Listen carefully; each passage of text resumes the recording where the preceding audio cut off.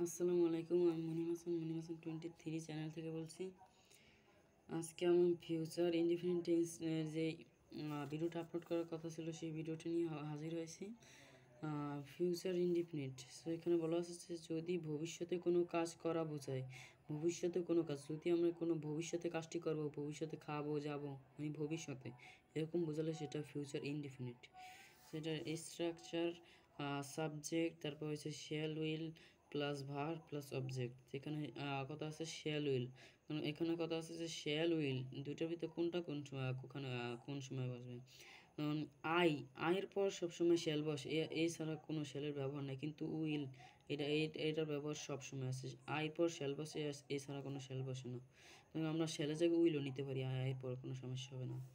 মানে এটার বাংলা চেনার বোঝার উপায় হচ্ছে বো অথবা বে, মানে খাবে যাবে এরকম।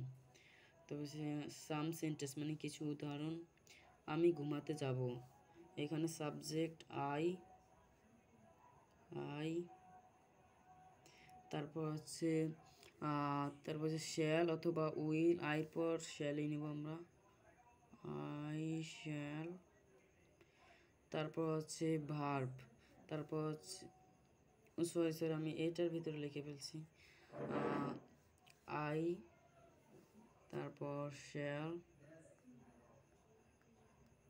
তারপর হচ্ছে এখানে দেওয়া আছে verb, so I shall, verb দেওয়া আছে যাবো, গো অর্থ যাওয়া, আই শ্যাল গো, ঘুমাতে sleep, I shall go to sleep, এখানে একটা প্রিপোজিশন আসবে টু, তারপর স্লিপ,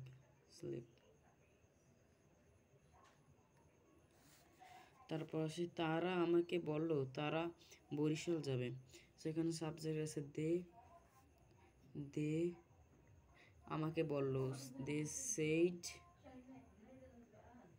আমাকে, দে সেইড মি, দে এখানে একটা কমা হবে যেহেতু দুইটা বাক্য, দে, তারপর আছে উইল বসবে, দে উইল বরিশাল যাবে, they will go to Barishal.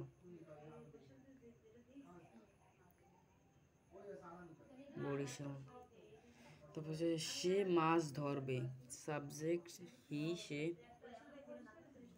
মাছ ধরে, ইংরেজি ক্যাচ ধরা, ক্যাচ ইংরেজি ধরা। তারপর এখানে হির পর শ্যালের ভিতরে শির পর উইল বসবে, সি উইল ক্যাচ, ক্যাচ ধরা, ক্যাচ উইল ক্যাচ। তারপর হচ্ছে মাছ ধরবে, ক্যাচ ফিশ। তারপর হচ্ছে এখানে একটি পুকুর খনন করা হবে, এখানে সাবজেক্ট, এখানে একটি পুকুর খনন করা হবে, এ পন্ড, সাবজেক্ট এ পন্ড। তারপর হবে উইল ডিগ অর্থ খনন করা আছে, এখানে ডিগ হবে, ডিগ হিয়ার।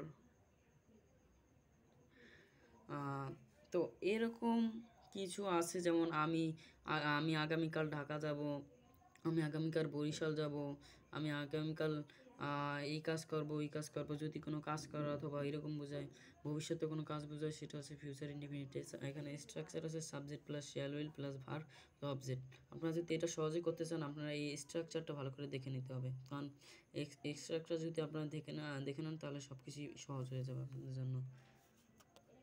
ধন্যবাদ। যদি ভিডিওটি ভালো লাগে অবশ্যই চ্যানেলটি সাবস্ক্রাইব করবেন।